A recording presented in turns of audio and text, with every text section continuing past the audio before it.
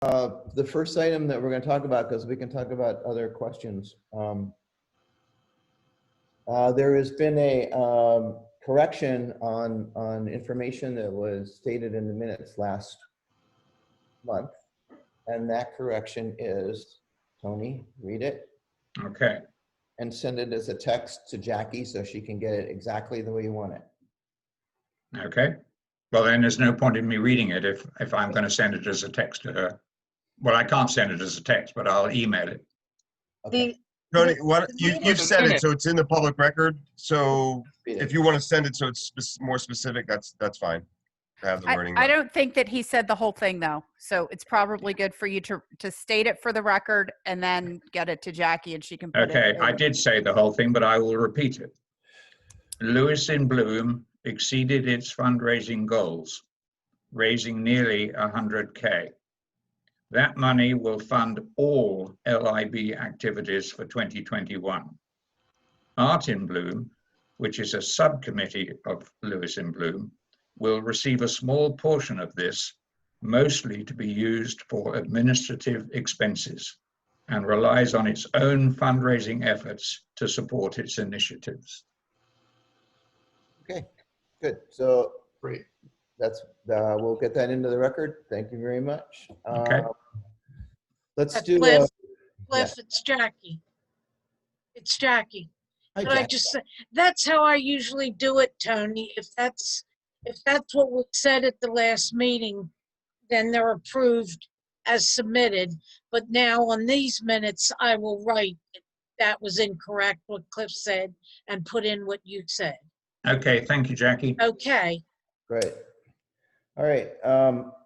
Report from Denise on the bench project.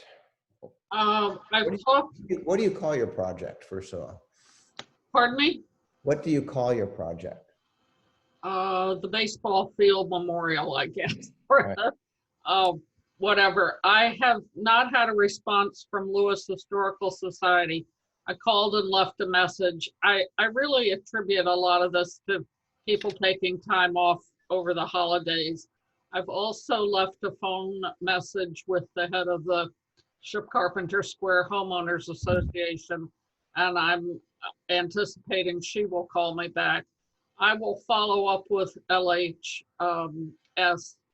tomorrow or the next day, just to make sure they understand what I want to do or what I'd like to propose. And I've been in touch with Alicia Jones and Trina about just making sure they understand what I want to do. And that's where it is. Okay. Were you able to track down the Asheville, North Carolina person? No, I haven't tried. It was a student. I went back to their website and I don't know if I would have to contact them to get a name, but it was a student's project, and I will try and get a picture of it or their website so you can see it. But again, I think something like this could be done quite easily once it's agreed upon. The street I couldn't think of last time was Burton Avenue and 4th Street. And there is a small sign that says historic area. There's a swale, and I don't know if the swale could be filled in or there could be a little something over it, but because there's a sign there, for me, that might be a possibility for something. Okay, great. All right, thanks for that update. We'll keep plugging on that one. The Sentinel Lighting report is that I called the park and I talked to Christine Beshi, and she was really great about it. And she said she got the grasses cut back. It was not a Lewis and Bloom thing. So I went to Warren first. Warren sent me to her. She basically said she'll keep them short and she wants to know if we want to change the plants. And I don't know what we're going to do about that, but you can actually see those things turning in the light in the nighttime while it's dark. And they look kind of cool. I hope you all get a chance to drive by and leave your home sometime in the evening when there's a little bit of a breeze, because they actually look pretty nice at night because there's not a lot of other clutter. So I'd like to, I think I'd like to go ahead and talk about our art, the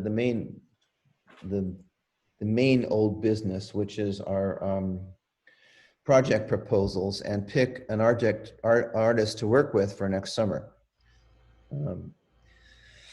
We had 5 people in mind at the last meeting. One of them, when she did her project, now this lady, I'm going to try and share this. You remember there was somebody that was finishing she was finishing a project, and that might have been appropriate. And this is the project that she finished. It's in New York, and it turns out that when she did it in consultation with, a couple of you guys saw this, but in talking to what's her name in New York, with Karen, this is not really going to work in our park because it's too, it lights up at night and it looks pretty cool. But in the daytime, we basically thought it wouldn't have much of an impact in the big open space. I mean, although it could, but for that reason, we didn't pursue it. Now, the pictures we saw, this is only going to be mirrors and a triangle. And this is a new picture and of the installation, and it looks pretty great. This is a pretty brand new picture. But if you remember, that was the one that we said, let's see what happens when she builds it out. Now, when she was, and her name was Medora Frey. And this is the actual piece she was suggesting. It's about 14 feet tall. Is this the woman that had the other things that were mirrors? She had stuff that was this stuff. Yeah. Okay. Yeah, those stuff with the sticks and stuff. Yeah. With all the rocks. Yeah, and we couldn't Mirrors do the and rocks, but this piece is what she suggested that might be appropriate. That's going to be up in New York over the winter, and because it's where it is, I think that's I'm looking at that park, just looking at the stores over there. any place. I don't think, no, it's not Union Square. It's too much grass. It might be there. It might be Union Square. Doesn't look like it to me, But so I mean, we can go back and approach this, but because I just pulled this off our website today, and it looks pretty nice. But so her name is Frey. I'm going to write her back down because we're going to talk about that. We do not have she has proposed. I'm sure it's somebody that she could work with if this is something you really like. Now, let me get rid of that. Stop sharing. All right, so the other 4 were Tom Fruin, Yevgeniya, Kaganovich. How did I do? Hi. How was it? Hi. You are Muted. I can't hear you. There you go. And we had the Rachel Weiss is the Tom Fruin's piece. If we go with Tom Fruin's piece, it would be in the format, in this format. I'm going to share my screen again, I think.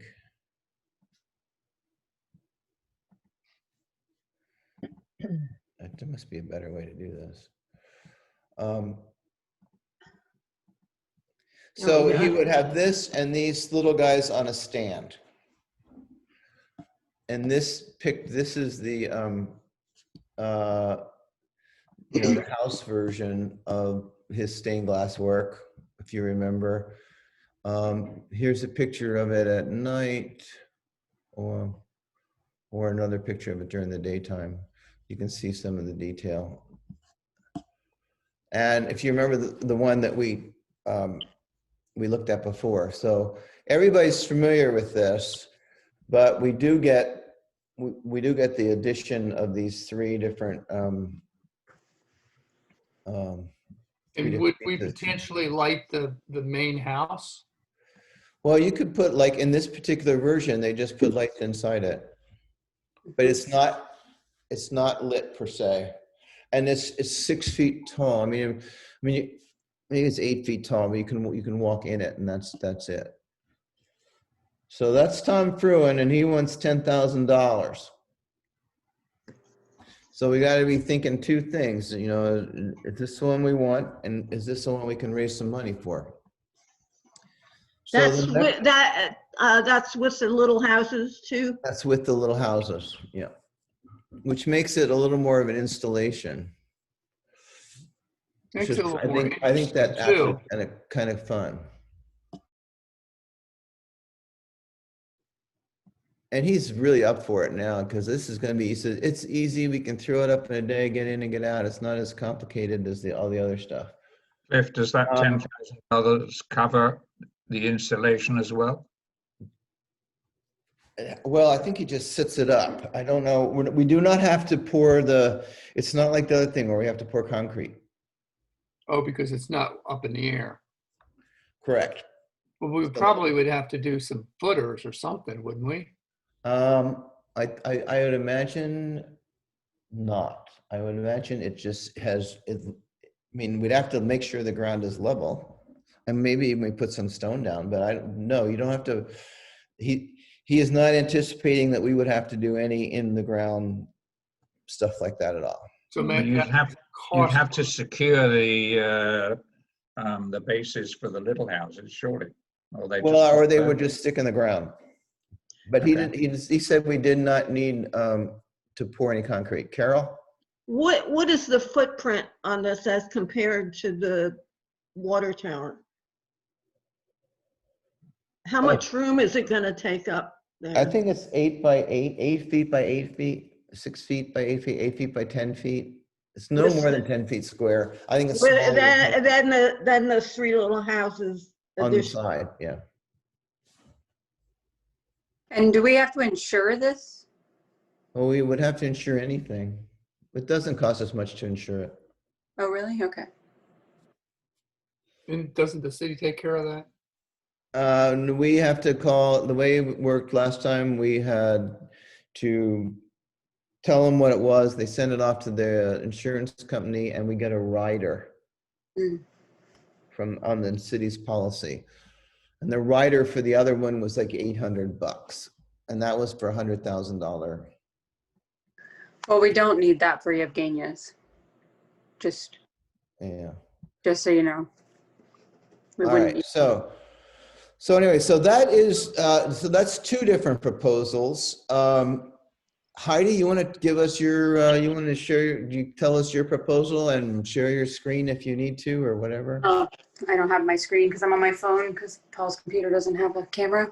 But Yevgeniya's, what you've seen, are recycled and processed plastic bags. Thank you. And she created these, and then also along with a lot of workshops. So people created the actual material, and then she created the sculptures.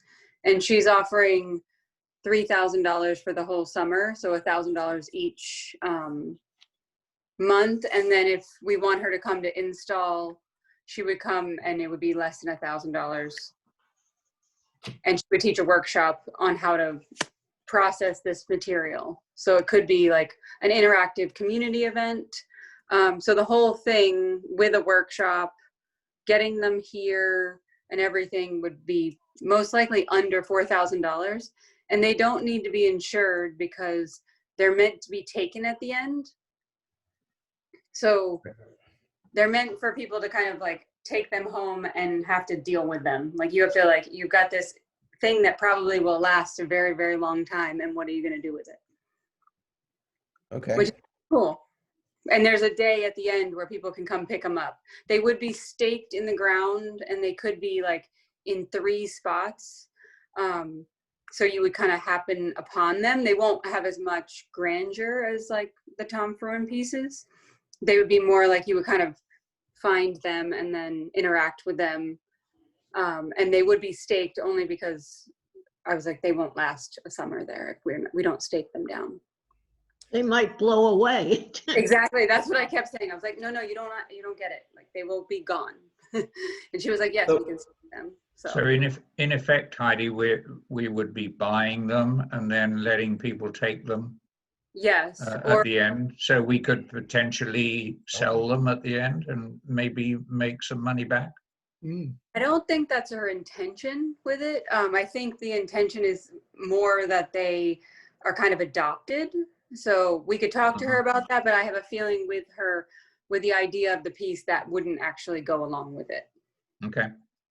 So maybe, but probably not. Barry? We're talking, now I don't know if, are these pieces that we saw, the little, they remind me of the, somebody said mushrooms to me, they remind me of the Hershey Kisses. I mean, is that the objects that we get, or would the objects be something completely different that she comes up with? No, those are similar to, I mean, they may be, each one may be a little bit different, but those are the objects. And she could send 36 to 46 of them.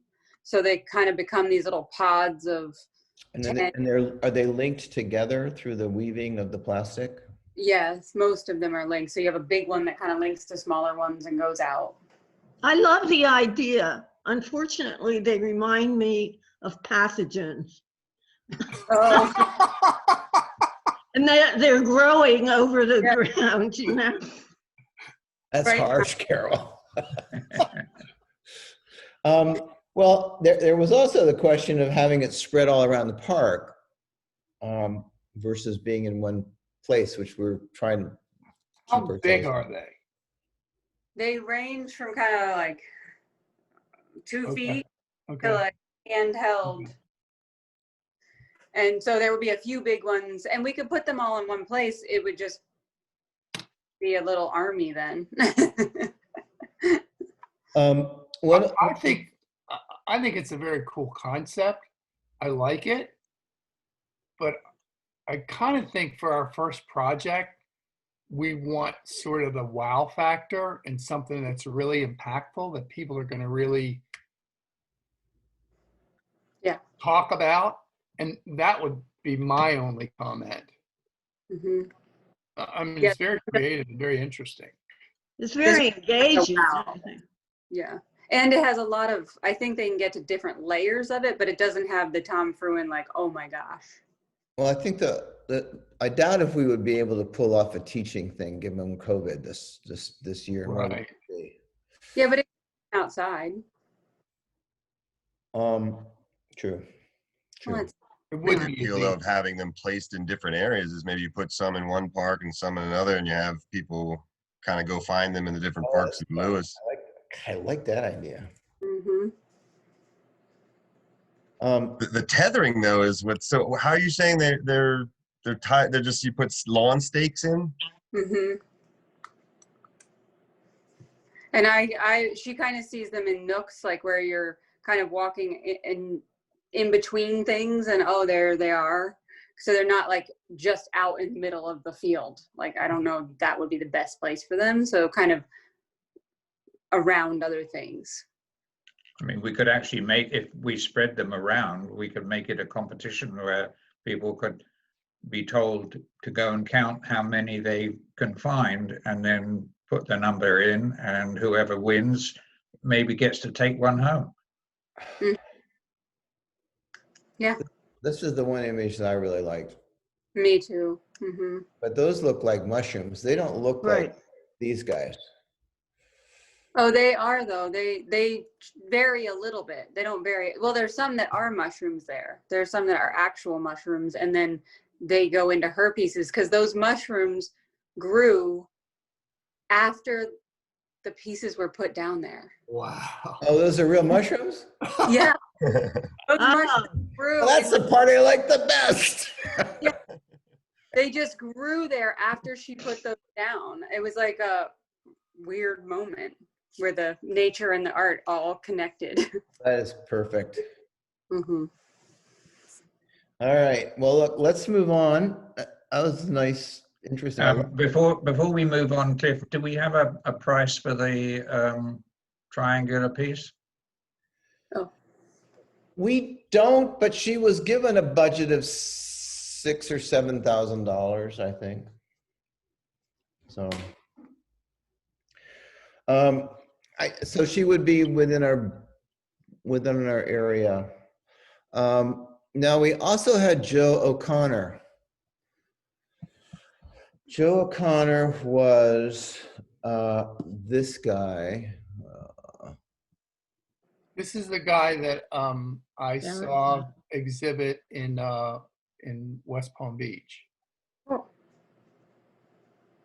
And this is a big picture of his stuff, which is a big piece of steel with holes, and then they put these glass balls in them. And here's one getting ready to be shipped out somewhere. And Did you guys, I sent this to you. Did you read the specs on how what he wants done? Yes. and the ones that I saw in West Palm Beach were kind of a triangle with a light in the middle, a triangle or a square tube, and there were maybe 15 of them kind of in an area. Well, this is what they gave us that might work. Those things had electricity and lights coming up from underneath, and I guess There were a couple other images that you sent, right. that he sent. But this is what he sent that he could do for us. So this is real. So it's not like something, it's this exact piece.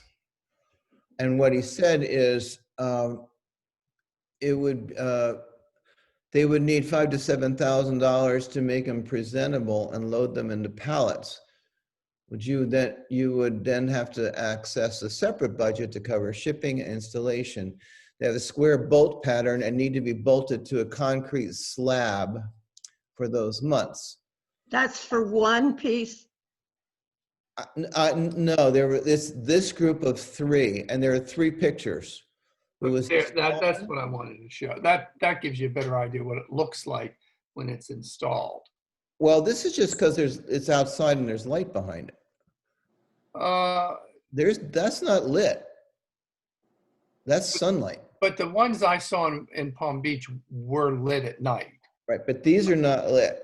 What we would get would be not lit pieces. Okay. But are they implying you bolt that to an existing slab, or are they the slab part of the shipment? No, we'd have to pour a slab, sink some bolts, bolt it in there. And it'd be three pieces. So I guess it would be this one. I think this guy on the left. Are you seeing my screen? Yeah, you are. Yeah. The guy on my left, this guy on the left is the same one as this one up here. See, that's the tall one over there. And then there'd be this tall one, which is kind of cool. And you can see that's being held in with a stake at this point just to see it, but so it's not a permanent installation. But that is the sun right there. See that circle? Mm-hmm. So these are all outside in bright sun, and that's what they look like when they're inside. So, and now that would mean to me that we're going to be at least at $8,000 to go this. And $8,000, and that's still gonna, it's gonna take some, I mean, it would, but it would totally work. It would totally work. So if I could ask a question, we've talked about a couple of potential installations that would require a concrete footing. And these being temporary installations, would that concrete slab base then be removed when the art Concrete piece? slab is a little different than a footing. I mean, it's Right, I misspoke. I meant slab, yeah. yeah, we'd have to do that. I mean, because we don't, Right, and that's okay. why there's one area in the park where we've been talking about working, which is, not good for a whole lot of other things that we try to keep open, and they can't really grow grass there. So this is Right, a perfect place to show art, and especially on a temporary basis. thank you. That's a good question, and I'm going to stop sharing now. Here. All right. So the last one was the Rachel Weiss piece, which was this piece. Did you guys get, I gotta share again. We had if you remember, we didn't particularly go for the slab of concrete with the bauxite on it, or the, whatever that thing was, the black stone. And so this is what she proposed. And this is a series of rocks which are molded into whatever shapes they decide to mold them into in the particular installation. Now they're all wrapped up with this nautical rope. And it's a kind of a, in this particular place, they follow the lines of the staircase. Now, what we would follow would be something different. Here's a hallway that they did. I would imagine, I've seen some of these outside, but did you guys all look at this? Yeah. And we have one in Roosevelt Inlet.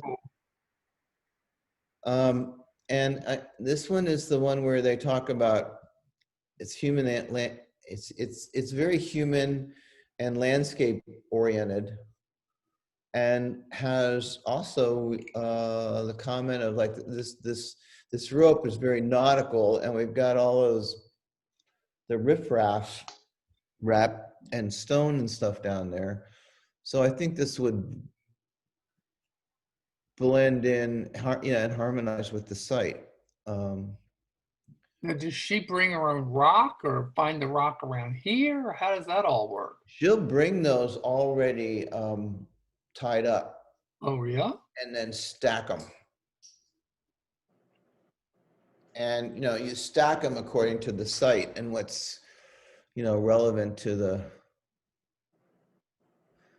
site. And I think, this is granite. Anyway, I think that, if it rained on them and they got all really shiny and black, I think they would look pretty cool.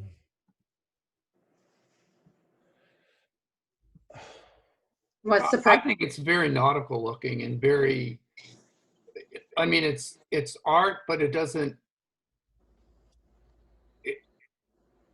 it doesn't give the splash that a Tom Fruin thing or the O'Connell thing, but I think it's very in keeping with the purpose of the park, which is to bring people to the waterfront and kind of celebrate the maritime history of Lewis.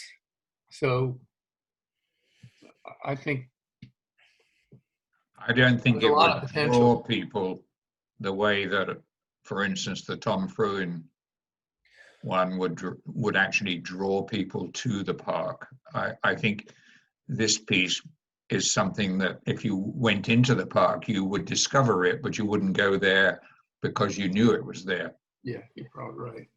That's kind of true. I do think that this is a lot deeper piece to meditate with Mhm. and think about and share your experience than the Tom Fruin piece, which is kind of like one shot and fun and done. Whereas the people that use the park, the people that live in Lewis, that come back to it day in and day out, might really enjoy, I think, the way that the environment will play on that. From a foggy day to a bright sunny day to the rainy day, it'll be very diverse in what it gives off. And I'm not necessarily trying to do this art piece to draw tourism for the show, but I kind of think that if you came to see that, or if the interpretation of that was marketed to what it would be like, there would be people that would come to see it. I mean, certainly art people, maybe not as many, but maybe because it's not quite so pretty and showy, but maybe more thoughtful people that might say, hey, this is it's a little more sophisticated piece. No question about it. It's a lot more sophisticated. But we have to ask ourselves is how impactful do we want to be with our first piece? Because it's really our first piece. I mean, we've done a mural, but I mean, that was kind of like this is our first a piece. substitute for what we wanted to do. Right. And I'm concerned about something Cliff just said about it would blend in. And for me, our first piece, I'd like it to be a little more, wow. or look at me, or To stand out rather than blend in. yeah, Mhm. yeah. Well, I guess the question is going to be what the scale of it looks like and where you're seeing it from. I mean, I think one of the big, huge problems with that park is it's so overcrowded that everything sort of blends into everything else down there. Right? But I do feel like that piece itself, if you're going to be there, you're going to encounter that. There's no way it's not going to have a huge encounter. Maybe it's not necessarily going to be something that you notice from far away and run down to see it because it's pretty and loud. But I would be, I think that there's a good combination. I do think that we got ourselves on the map with our mural, which was loud and showy and has, a big, we had a big input and we got a lot of press and all that stuff. So we have had at least, that original people will say, oh yeah, that's the mural group and whatever. And I think that we don't have to be super loud with this one. Be my thinking. But do we have any idea how heavy these individual rocks are? How big? About average. I mean, I would wonder whether some teenager might go and pick one up and just throw it in the canal for fun. I don't think they're going to be. I think they're going to be heavy. I don't know. I answer you truthfully and quickly and directly. I don't know, but they look like pretty big rocks. I mean, if you want to pick up a 30 or 40 pound rock and throw it in the canal, I ain't picking them up. Right. And do we know how much this one is? Yeah, between 5 and 7. I think the two are very different, obviously. And I think as a committee, we just have to decide, what we want to project for this first sculpture in the park, which is front and center in Lewis. Is it a nautical theme that is less maybe noticeable, that blends a little bit in with the environment, that will have a interesting interaction with the environment? Or do we want to have something big and colorful that kind of does a splash of something in the park that All right. is not like the environment or whatever. And I think it would be potentially worth getting her down here to look at the park and come up with an idea, or maybe more than one idea, of where she could put this.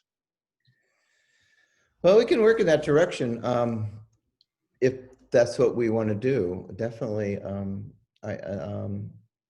And we still have to talk to see, how many. I don't know how many square feet it is once it's on the ground and what the options are. Well, presumably, she would build them to fit whatever She doesn't space. build them. This is one piece. It was done about 5 years ago, and it's in storage. Oh, I see. Okay, I'm sorry. I thought she was building another one. So let's try and move this forward so we can all move on to our lives. so she piles up the rocks in different ways. Are these rocks all separate pieces that are just? Yeah, that she'll come down and assemble. Okay. As a crescent, there's a mountain, there's two mountains, there's a molehill. This is where the sculpture garden would be really nice. So we could have the wow factor, but then have the contemplative one, and then that's where the playing off of each other would be really nice. Yeah. And we I have think it's pretty cool. I'd love to see them. All right, look, let's do this. We gotta move Let's do all forward. three. We can all talk about this all night, but we definitely we have to move the committee forward. So I'm going to ask everybody to, if you're going to have one vote, and we're going to go through twice, but you only get one vote the first round. Who are you going to vote for? Andrew, you go first. I don't vote. Yeah, but if you did vote, who would you vote for? Out of the three, is that what you're saying? Out of the three new ones. Yeah, I guess I like the rock because it's subtle, but I also like Yevgeniya. How do you say her name, Heidi?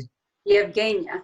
I like the whimsicalness and the idea that it could be more interactive if we were able to put them in different places. I'm kind of between those two. Okay.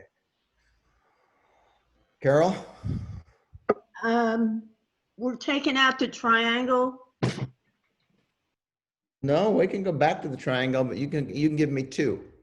No, I go with the plastic. And who else do you go with? And who's your other one? Oh, I'm getting two now? Yeah, everybody's gonna get two. Fruin. Barry? I would do Fruin and rocks. Rope rocks, or what do you want to call it? Right. The first time I saw that, I just thought about the jetty at Herring Point. Mm-hmm. Yeah. Uh-huh. Tony? I'd go with rocks and the triangle. Ooh. Denise? I'll go with, is O'Connor too expensive? Is what?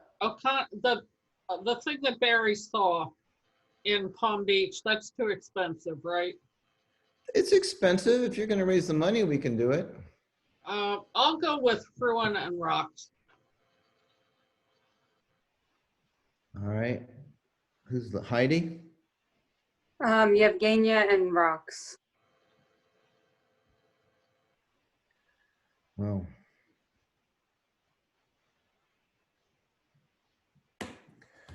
Well, Where's your vote, Cliff? it doesn't really matter because Come on, Cliff. rocks has 5 different mentions out of 2. I think that I would like any one of these things, and I do think it would be fun to play with this Yevgeniya's thing as an alternative, easily impacted, maybe even short-term things pick up. And I like the idea of putting them in different parks all over the city. I like that idea too. And we're not ready for doing that. So that would mean that so I definitely would go with rocks as one of them. And I liked, I think that for me, even though I don't particularly like the piece, the city would get a lot of fun out of having the Joe Connell piece, the one that you found, Barry. Mhm. The city would get a lot of fun out of that, but it's clunky and expensive and not It's great. almost as much as the Fruin piece, It's correct? not, yeah.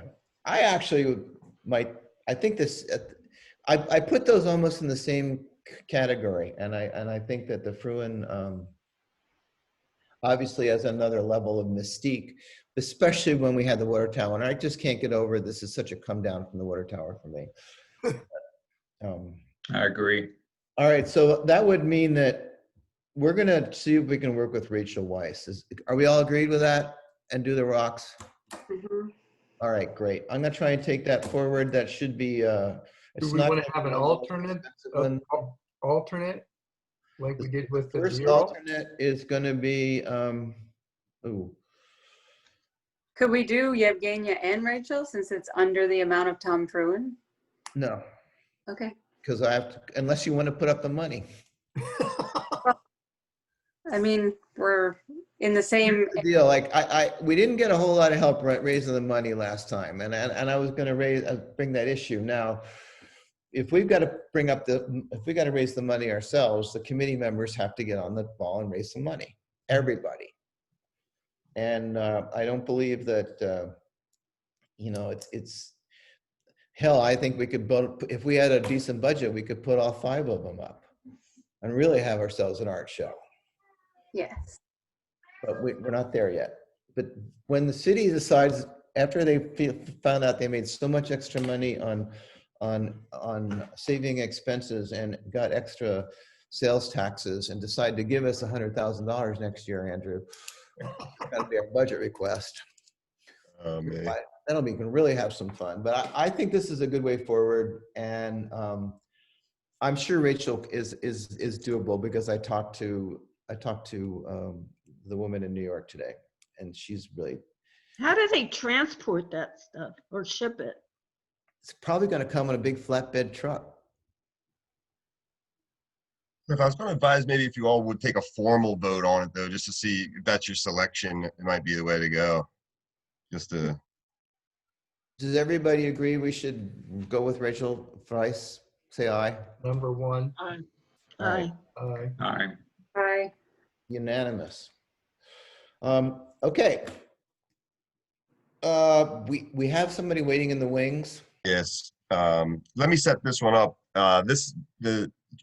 Jan, if you can go ahead and elevate John. Okay. Great. Yeah. So John is,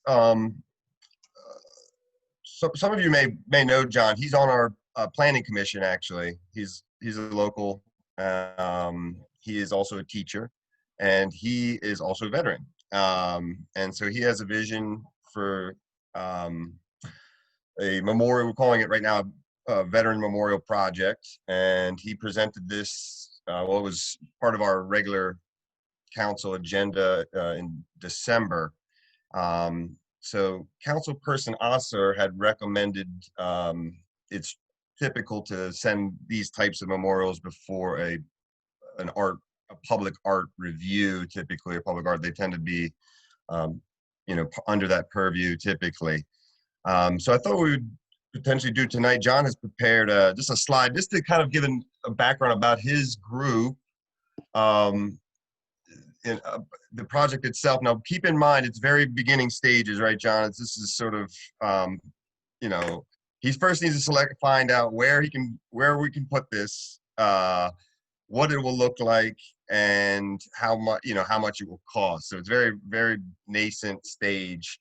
So we're hoping for a little bit of input from the Public Arts Committee here to guide and direct in terms of all 3 of those things, in terms of where, what, and how much, and all of those things. So John, why don't you introduce the project, and then we'll have the committee here give their inputs and thoughts. Can we screen share potentially? All right, John, give me just 1 second. I got your PDF here. Andrew, could I just thank you guys for having me come by and giving me some time to speak tonight. I appreciate it. No problem. There you go.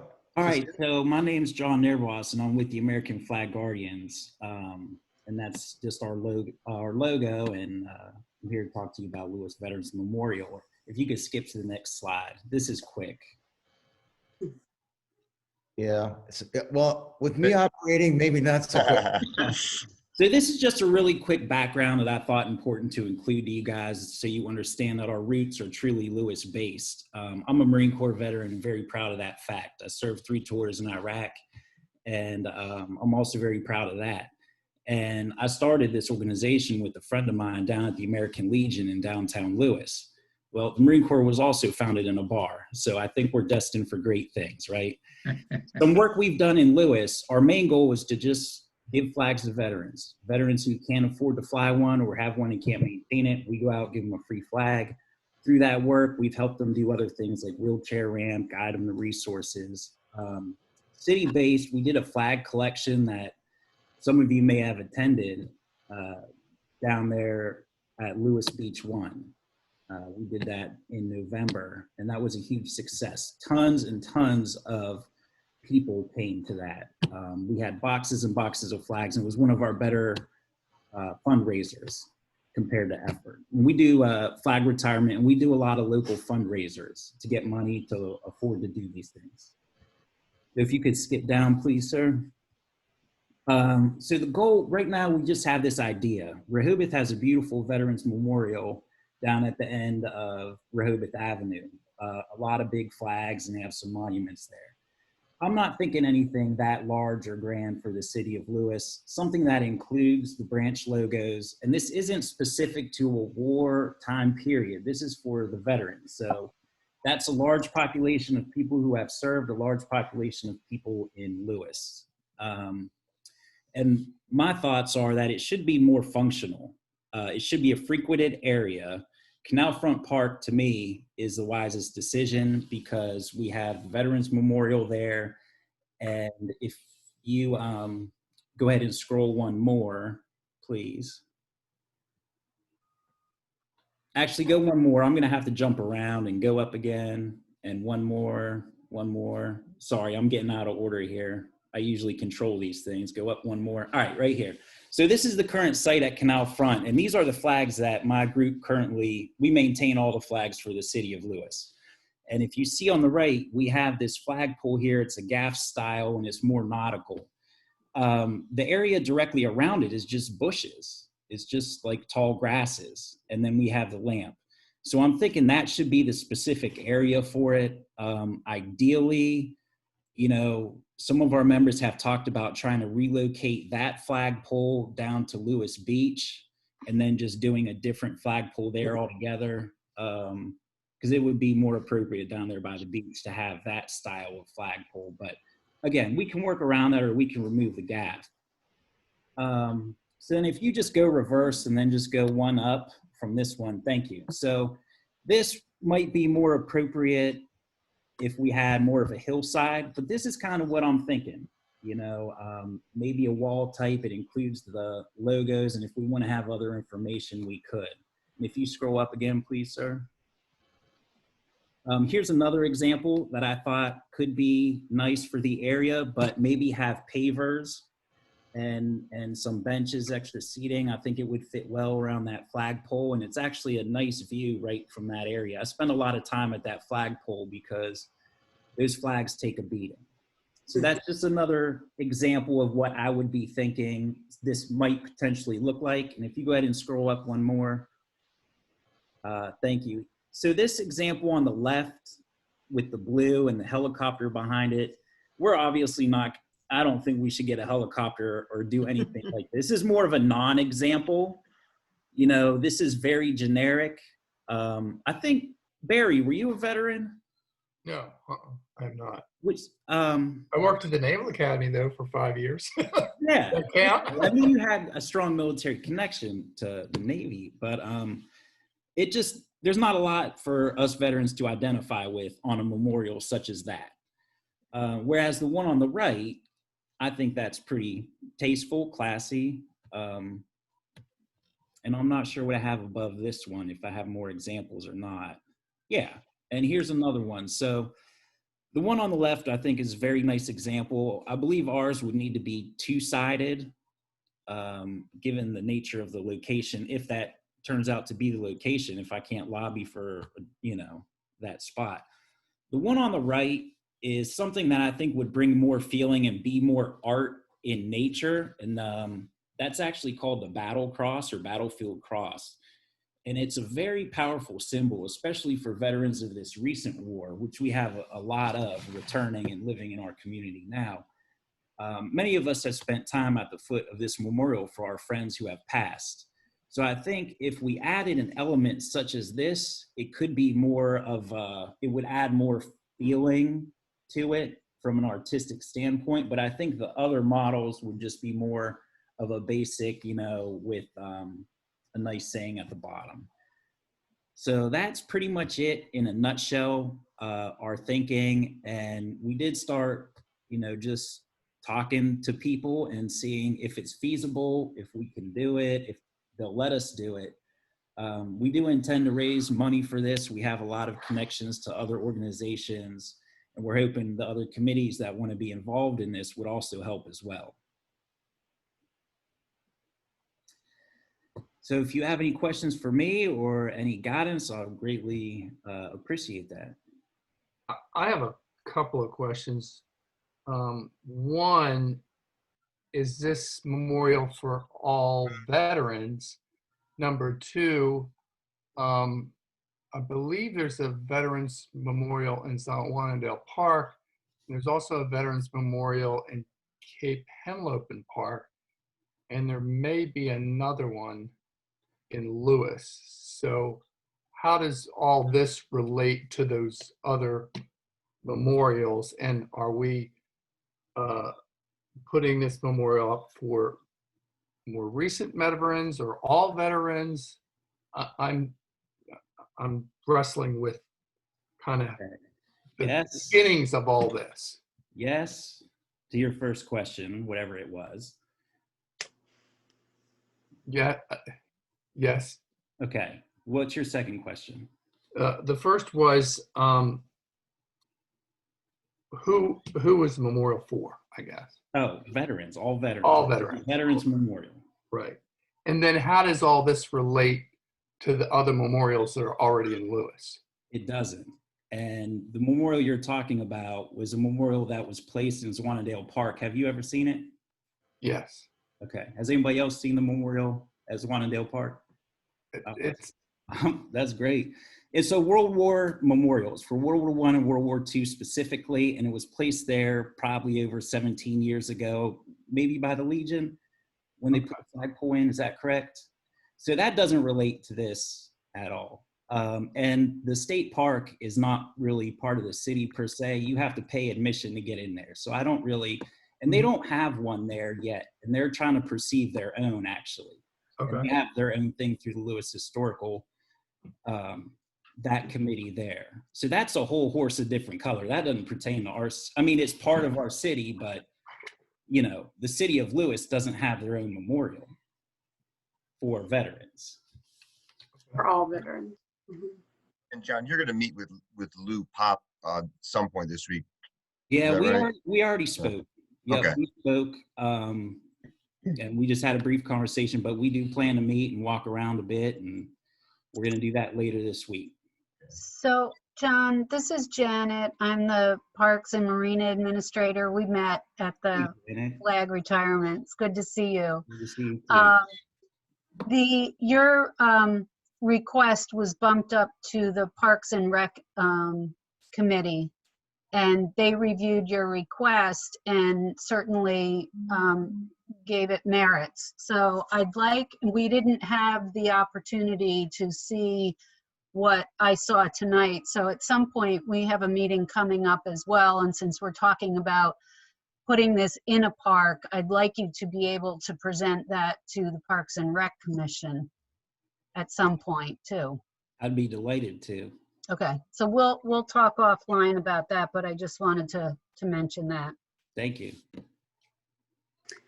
Well, and just visual perspective, the last one you showed where it was actually kind of more of a sculpture is more interesting to like someone who comes upon it and then wants to learn more about it.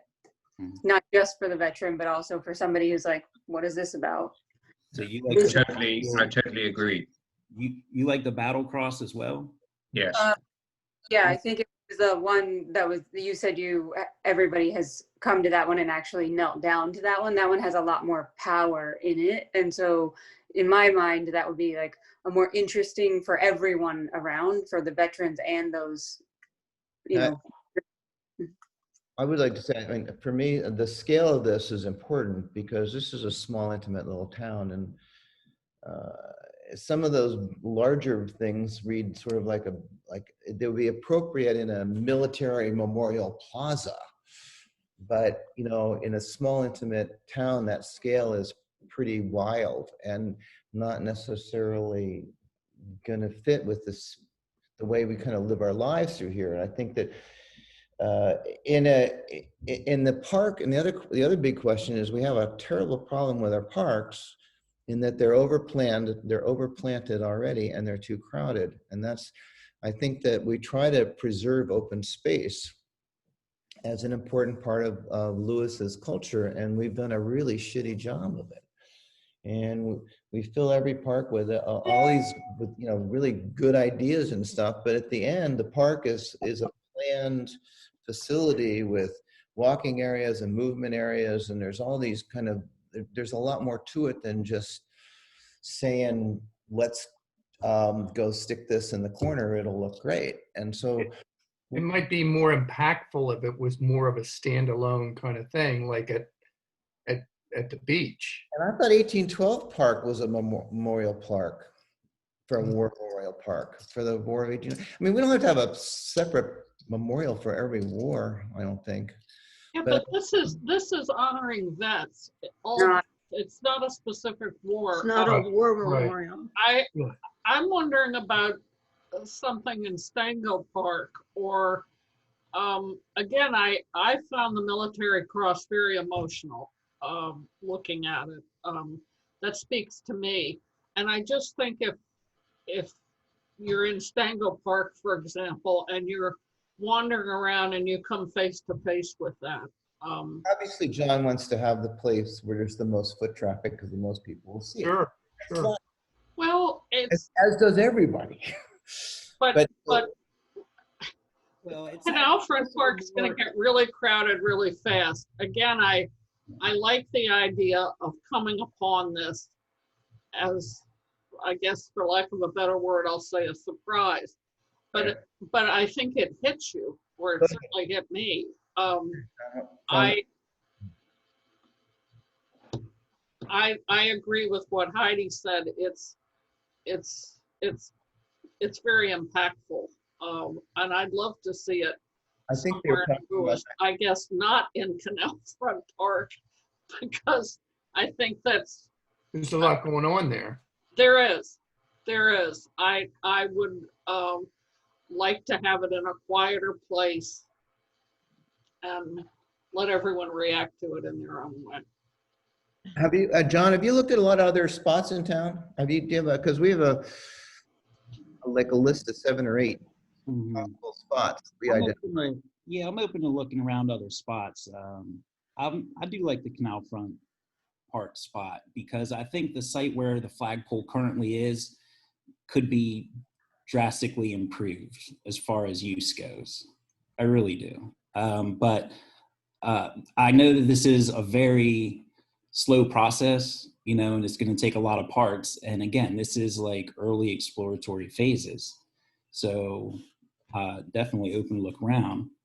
I mean, I think it also depends on how impactful you want to be. I mean, you could certainly put some kind of a bronze plaque and a rock or something like there and do a memorial that would be okay. But I mean, I also think of things like the Vietnam Memorial in Washington. I mean, that's impactful. You know, it's a whole wall where you have to walk by all the people.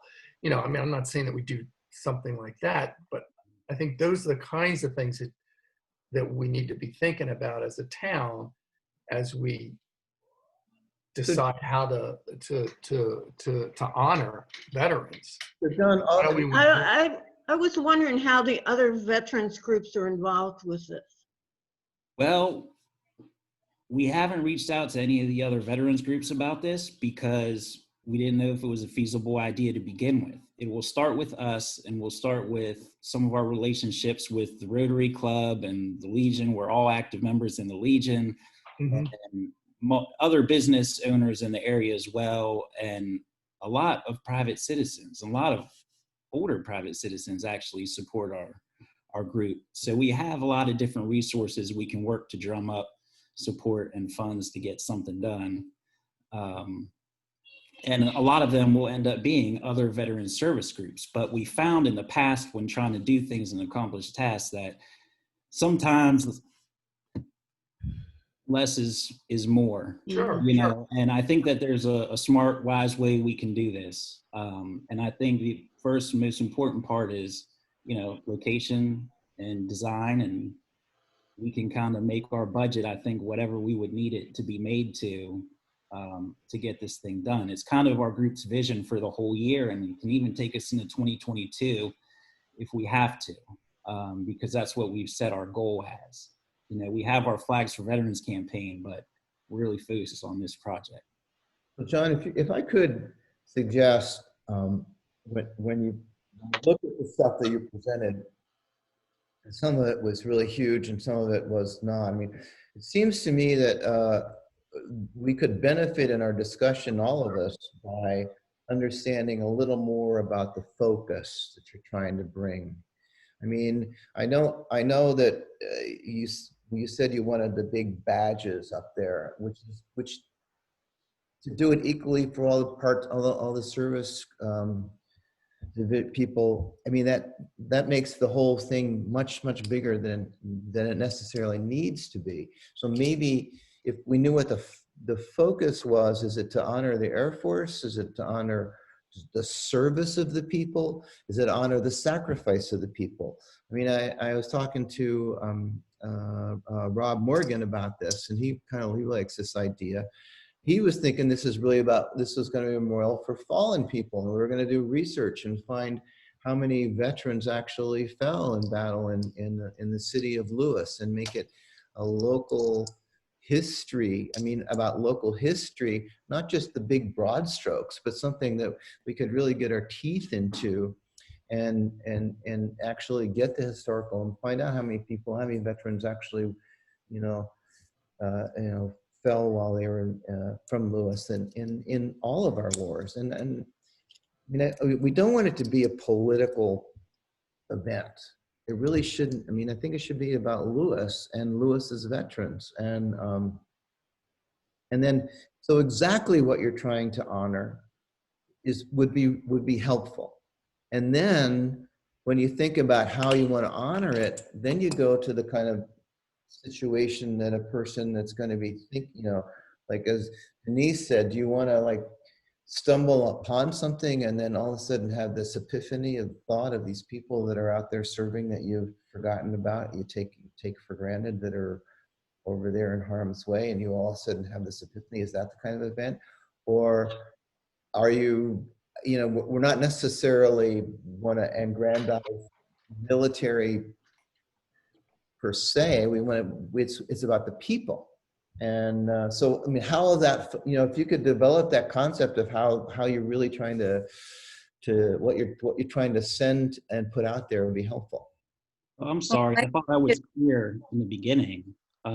Veterans, so like our large population of veterans that we have in Lewis, and it's not just people who come to our parks that are from Lewis. We have a very large population of people who live in other places. So it's not always Lewis specific people. And I think a project like that is not something we're willing to take on, like a living history project. That's not what our goal is here. Our goal is to have something in the park that and I don't think I was clear because I didn't want it to be big, huge, bad, big, huge things. I think one of my examples was a monument, a stone monument with a plaque that, you know, we could fit the badges on there. It wouldn't have to be very large. And then just kind of patio the area that's already covered in, it wouldn't be a large space, you know, I'm not talking about increasing the impervious surface, but maybe just adding a few benches in that or looking at the overall scene of it. It doesn't have to be intense or intrusive. I believe that I should cover that first in the first part of it, and I apologize if I didn't. I'm not looking to put something that doesn't fit into a park. I'm looking at something that's going to just fit in tastefully, have the branches on it, and just be there as a way, you know, hey, this is a nice little installation that the city put out to appreciate veterans. And then people say, oh, I served here. Look, that's my branch. And they tell their kids and they start talking about it. You know, people say, hey, did you see that nice tribute at the park? Or we could go the other way and try to go big so you can see it driving a boat down the canal. But that wasn't my initial thought or idea. It was to improve on that little area there. And it seems like that could be really nice as far as that, where it's not so much a wall. I feel like a lot of them were walls, and I understand why some of them are, but that would be really nice if it was almost coming down from the flagpole. Like the flagpole comes down and then that's there, and then that. And then it fits in with the pole and then whatever goes around. He is trying to hone the idea. We're not married to any big idea, but we have like, the vision is to definitely have all 5 branches portrayed and it to be more of a generic, simpler memorial. But could it actually have artistic, like could the branches be replicated in a way that isn't like every other one in the world? We also thought it would be cool, and the reason I was excited to talk to you guys is if there was a local artist that wanted to kind of put their flair on it. We're really big about harvesting from Lewis. We don't want to look out to Pittsburgh or other areas. We'd like to kind of bring this from the people we have here. So if you had somebody in mind like that that could help design something, or a plaque or a bronze battlefield cross. I do know a bronze caster in Lewis, actually. She lives in downtown Lewis here. But that's about it. That's my only art connection. So I have a crazy question. It's something we you know, if we're talking about honor the services and everybody's service, and then you use the word memorial, and I have a disconnect. So just as we talk about this in the community, you know, the memorial is about memories and things that have gone down and past. And if we're just celebrating the service that people have shared, I'm not sure that the memorial is the actual would be the right word, because it throws me, because I keep thinking about dead people. You want to honor those who served. Right. So I mean, which is what I thought the definition of memorial, or to memorialize somebody was. You don't have to be dead. You don't have to be dead to be memorialized, but well, anyway, I think a different meaning from it. Yeah. Well, because that's the first thing that Rob and I talked about is like, oh, it's going to be about the you know, the people that have fallen in service, and it's going to be a memorial to them. So I don't know whether that's what I thought we were going to be hearing about. So this is it's a little. John, I have a question too. Yes, sir. You know, the battlefield cross speaks to me, and I'm actually a veteran, but not of the United States services. But it speaks to me because it reminds me of those who have actually fallen in the service of their country. But what you're telling me, I think, is that you're less inclined to have something that actually does that, rather than have the 5 different badges of the different branches of the military over here. you know, on display that people can just walk up to and say, well, I served in that particular branch, or I served in some other branch. And I'm, you know, whilst I love very much actually the last one with the Battlefield Cross, it doesn't seem to meet what you are actually wanting to do. I definitely appreciate the question, and I definitely appreciate this time because you're helping us flesh out the idea, and which is what I expected from this group. I really had hoped to not start with this group, to tell you the truth, because I mean, I'm familiar with a lot of the committees, but I knew that this one was going to be the one that would really hold me to the fire in design and what does it look like. And I'm like, guys, you know, it doesn't have to be fleshed out. It doesn't have to be fleshed out tonight, John. Right. That's the thing, is we can, Right. this is But we're introducing really- the concept and Yeah. making connections to Thank you. different expertise and getting Where's thoughts. the So. best place to do what you want to Whew, do, man. define what you want to do. Well, I hope you take it in the way it's meant to be, which is we're trying to be helpful and help this thing get done and make us all, you know, as a community, you know, move it. Yeah, I'm super excited. And Tony, I love your point. And I thank you for that. You're welcome. Definitely combining the two and even keeping it in more of like the narrow profile, like Heidi was mentioning in that area. Mm-hmm. And it could even, you know, it doesn't have to be. Yeah, I mean, that Battlefield Cross is so simple and so emotional. You know, that pass pretty magnificent, right? You think if it? Yeah. I mean, you come on that and it does something, even if you know nothing about it. I think that the idea of getting the work itself together and that design will not be the hard part. Mm-mm. I think the hard part is the scale and the location and what do you want to happen when somebody sees it? That's the, you know, the thing when you stumble upon it, what's the flash point in their brain? And that's what you're trying to create. If you're making a piece of art or you're making this memorial, I mean, these guys have heard about this place I saw in Prague, so I'm not going to tell you about it. I'll tell you about it later. I can get together with you later if you want to. But things that are exciting and draw your attention and then have this message to them are really fabulous. And so I think it's going to be, it really is about, I think you got to make a decision about, is this a Battlefield Cross kind of thing, or is this a rallying point for vets? And those are two different memorials. They're two different. I don't think they are two different things, Cliff. I think that the veterans will want to honor those who have fallen before them. That is true. That is true.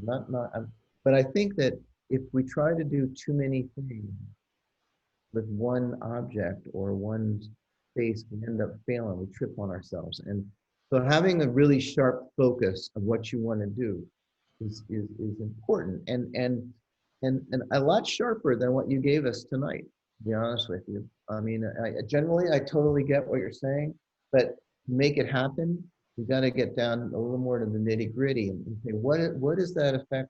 What's the emotion you want them to get?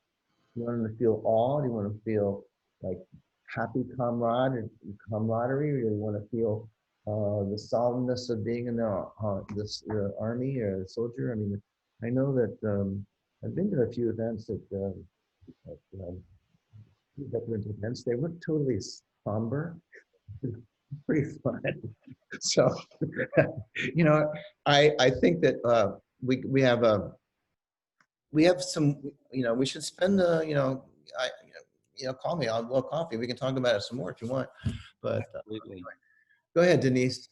Well, I was just thinking, and maybe you touched on this, but if, for example, at the base of the flagpole, or you redid the flagpole, and you had a circular area like a patio, and you had the seals embedded in the patio, you could have that cross in there too, and then it would be symmetrical. There'd be 6 things instead of 5. but again, I think it could be impactful. I do agree with Cliff. I think if you could maybe somehow personalize what you want a little bit, or, you know, apart from the walls. I don't like the wall idea, but I like, again, for me, a circle is kind of enfolding. Anyway, it's just an idea, but I'd like to see some sketches or something of Well, we'll get, one step at a time is, I think we got to work on the focus. And then if you want to, I can meet you and we could go, I could show you some of the other spots in town, just in case. yeah. You might find something else that's pretty cool. I got something I'll show you that's a possibility. And another thing that'd be really cool, really, really cool. But so give me a call, or you get my phone number and I'll get together if you want. Sounds great. I will do that, Cliff. All right. I would like to bring this meeting to an end because it's 8 o'clock. Hey, thank you all very much for your Thank help. you, John. John. Tremendous amount of Great help. idea. I appreciate it, and I really do. We're going to make something cool happen. And I'm really excited about that art installation. I like the idea that you guys are doing. So I'll let you end your meeting, but again, thank you so much. Any public comment? No, there was no one in the chat. Okay. No, Well, thank nice. you, Carol. I did check. Thank you, John. All right. Do we have to have a motion to adjourn? I I think move we adjourn. you did have in there to put for the next meeting though, right? That was part of the agenda was to. Next meeting, you want to do like the last Tuesday or Wednesday of the month of January?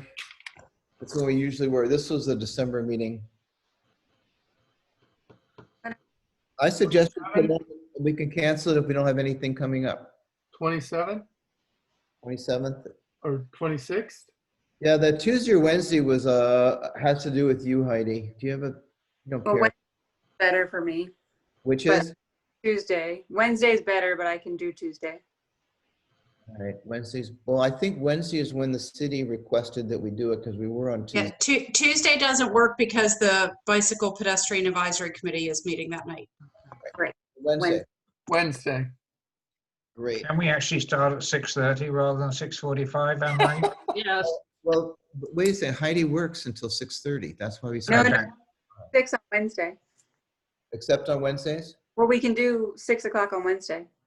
Tuesday I work at 6:30. 6 o'clock? Yeah. Wednesday is 6 o'clock. Love it.